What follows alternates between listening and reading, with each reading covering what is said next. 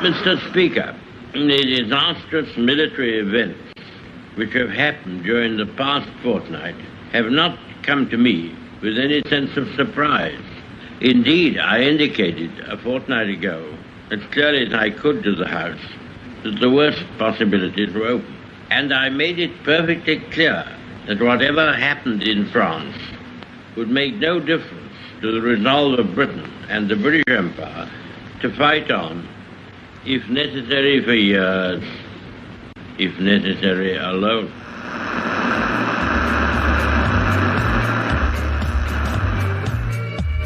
Welcome to Percolating Perspective, the podcast that celebrates and embraces American culture and the Western way of life. I'm your host, Gordon Michael Porter. Please like, subscribe, and leave a 5-star review on your podcast app of choice. Thanks so much for joining us today. We have got an exciting show.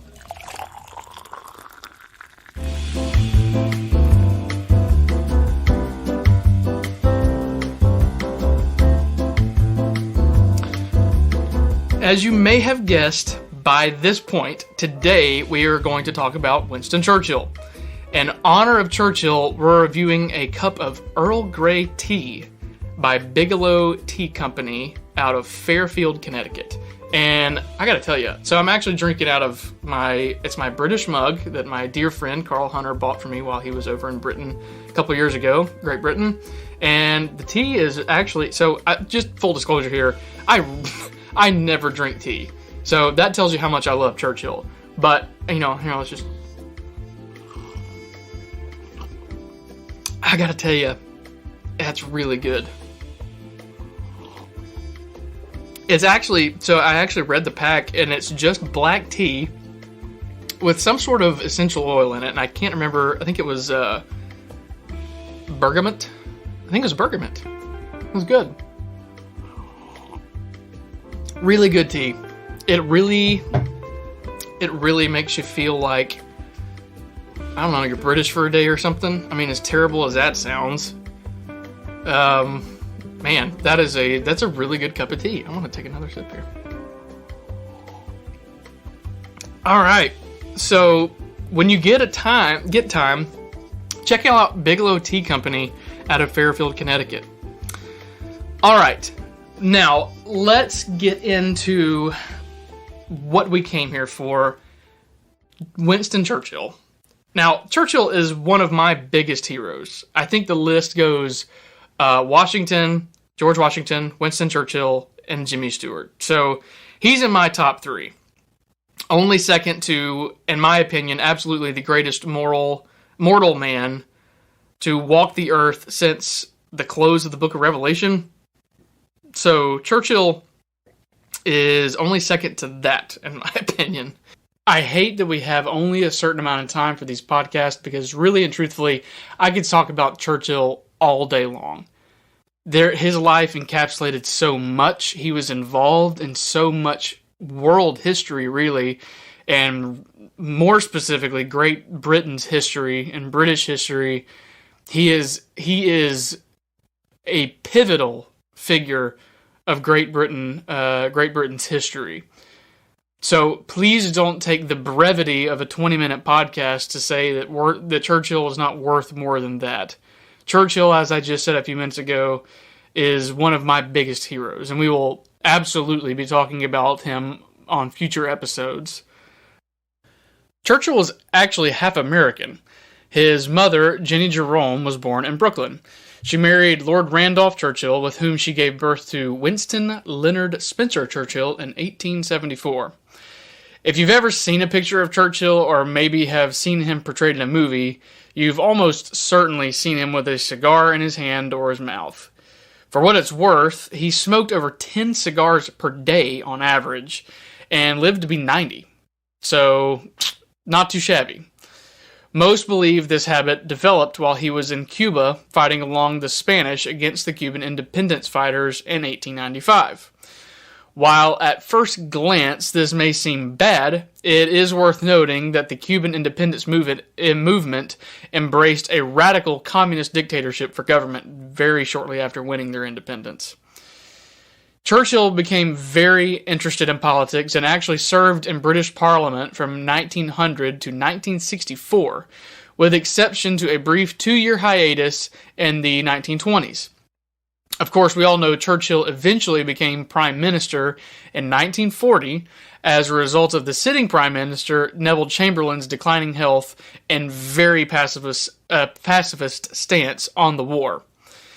Chamberlain's intention was to broker a peace deal between Great Britain and Hitler.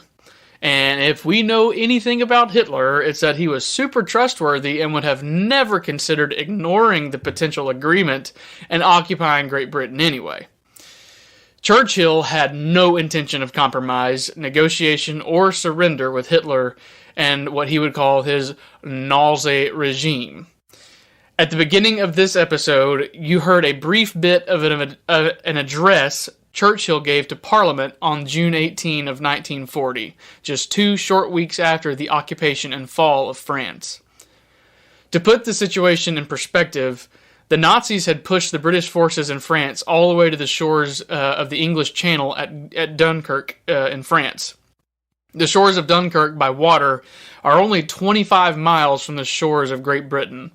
The British had already lost thousands of troops, dozens of fortifications in France and England, hundreds of aircraft and ships by this point.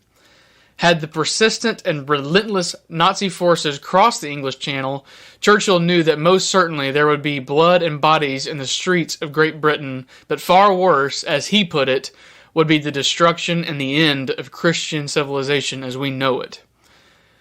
I personally believe every man is born for a purpose, and perhaps for a moment in time.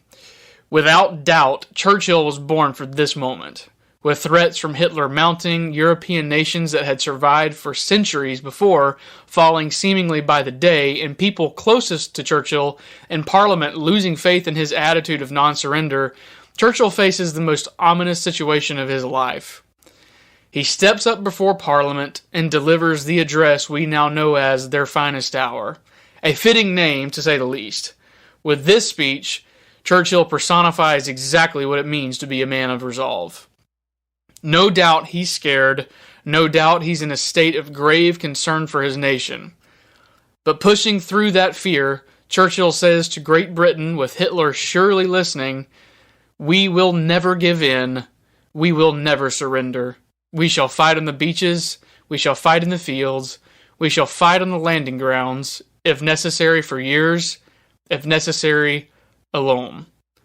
When a force of fiercest evil came seeking to destroy Churchill, not only encouraged the British people, he more than likely sent a chill through Hitler to his very core.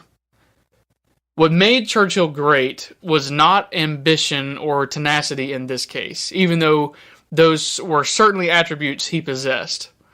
What made him great was his ability to swallow fear and persevere with courage, even with insurmountable odds. Churchill knew that nothing would be a greater injustice than for Christian civilization to surrender in the face of tyranny. Churchill had made up his mind, as had the citizens of Great Britain, that Hitler would have to kill every man, woman, and child on the British Isle if he wanted to take their home. As a result of Churchill's resolve, and specifically this speech, I am making a change in our vision and mission statement here at Percolating Perspective. Our stated goal, as mentioned at the beginning of each episode, has been to preserve and revitalize the Western way of life. While this still is true for the podcast, I don't believe it recognizes what's at stake in the modern world and 21st century attempt at global fascism we now face. Should the West ever give itself to the idolatry and covetousness of a socialist communist system of government, I can't defend that just because it happened in the West. To borrow from Churchill, this podcast, but more specifically me, Gordon Porter, pledge to America and all who may hear this, we will fight on the beaches. We will fight in the fields and the landing grounds to protect and defend Christian civilization, if necessary for years, if necessary alone. Upon it depends our American, Christian, and Western lives and the continuity of our institutions. America, I love you. Great Britain, the spark of what the world knows as liberty and freedom, came from within your shores. Most surely, without your resolve, the world would be a much worse place. Please don't ever forget who you are and what made you great to begin with. Until next week, God bless America, and God bless Christian civilization.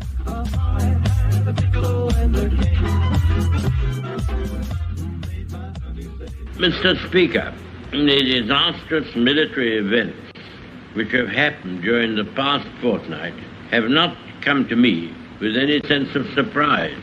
Indeed, I indicated a fortnight ago, as clearly as I could to the House, that the worst possibilities were open.